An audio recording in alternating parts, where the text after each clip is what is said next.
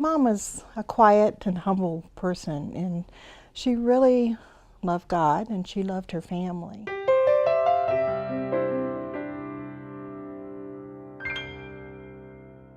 And she quite often showed us how much she loved us. She was active in her church.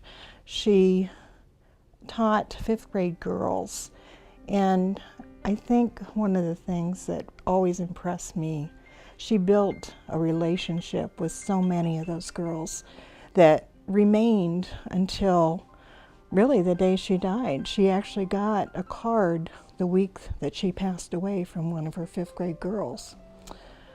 And she liked to be outside, especially when it was warm. She would have been walking today because it's so nice out. One of the things that kept her hands busy was she enjoyed making crocheted quilts like this.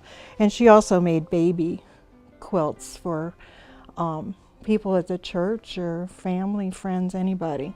She had a sense of humor, kind of a dry, funny sense.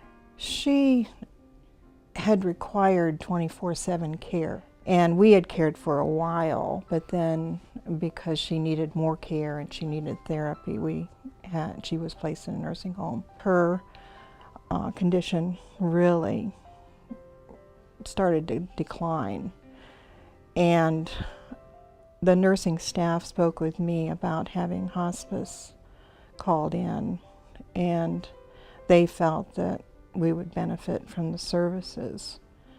And they talked to us and told us what all they could do. Because hospice was there to help us, I don't believe she would have lasted that much longer had they not been willing to come and help us out. The nurses would make frequent visits. They would come once or twice a week. And I think at one time they came about every day.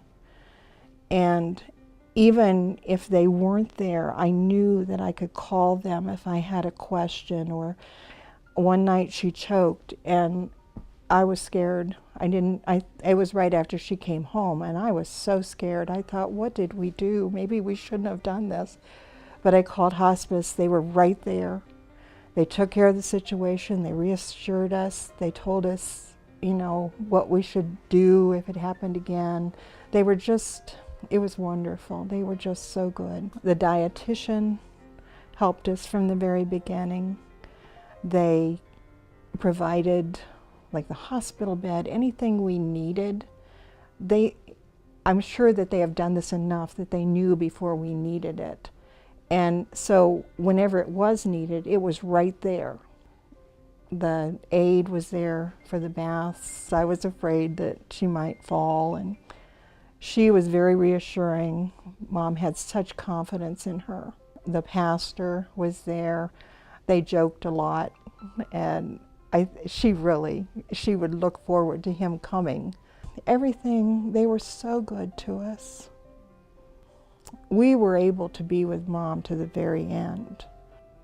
I know that she would want, that was so important to her to have us there.